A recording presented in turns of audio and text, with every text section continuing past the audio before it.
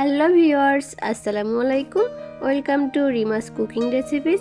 তো বন্ধুরা, আজকে সবার প্রশ্নের উত্তর নিয়ে চলে এসেছি তেলের পিঠা তৈরি করার জন্য। তো অনেকে কিন্তু তেলের পিঠাটা পারফেক্টভাবে কিভাবে তৈরি করা হয় সেটা পারেন না।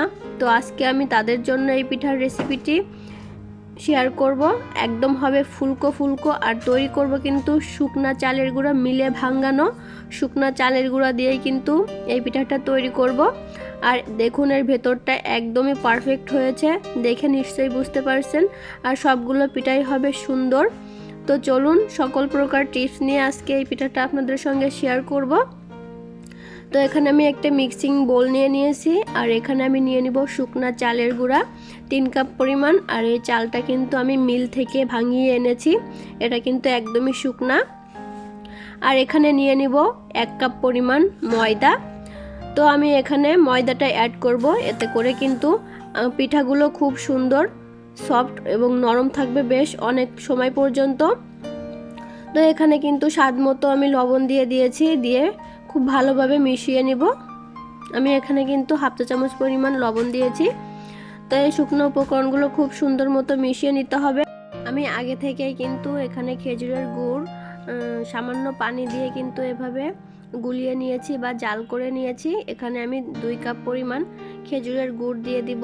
আমি 250 গ্রাম খেজুরের গুড় জাল করে 2 কাপ করে নিয়েছি, পানি দিয়ে জাল করেছিলাম, 2 কাপ হয়েছে।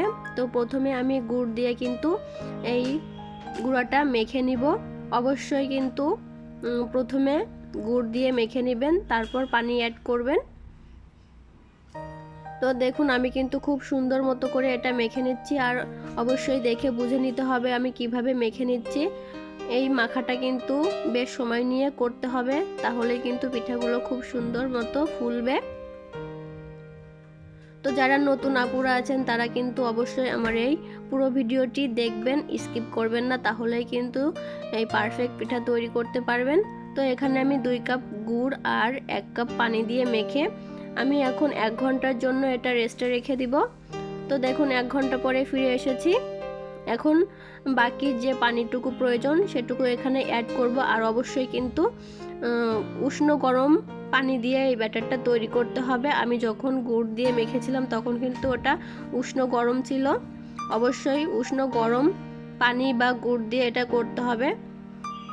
তো দেখুন, এখন আমার কিন্তু আরও হাফ কাপ পরিমাণ এখানে পানি লেগেছে।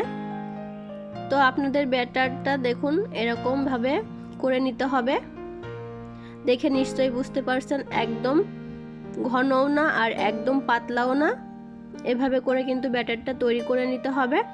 তো চুলায় একটি লোহার কড়াইয়ে কিন্তু আমি পরিমাণ মতো তেল দিয়ে দিয়েছি, আর তেলের পরিমাণটা কিন্তু একটু বেশিই দিতে হবে।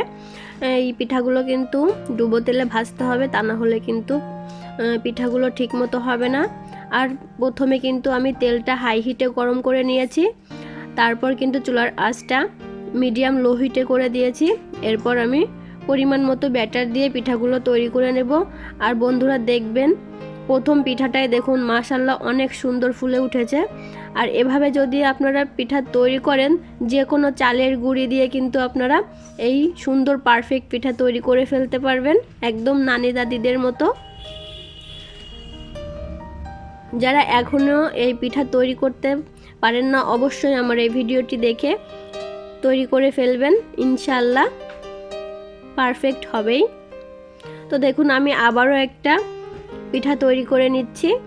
আর সবগুলো পিঠাই কিন্তু একদম বলের মতো ফুলে টইটুম্বর হয়ে যাবে।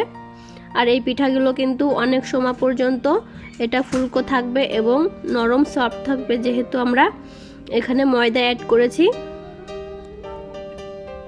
তো দেখুন, আমার কিন্তু বেশ অনেকগুলো পিঠা তৈরি করা হয়ে গিয়েছে। তো আমি আবারও একটা পিঠা তৈরি করে নিব।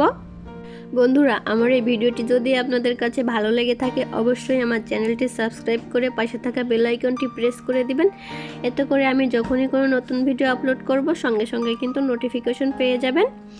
আর যারা আমার ফেসবুক পেজ থেকে এই ভিডিওটি দেখবেন, অবশ্যই আমার পেজটা ফলো করে লাইক দিয়ে দিবেন। তো দেখুন, পিঠাটা কিন্তু মাশাআল্লাহ আবারও ফুলে উঠেছে।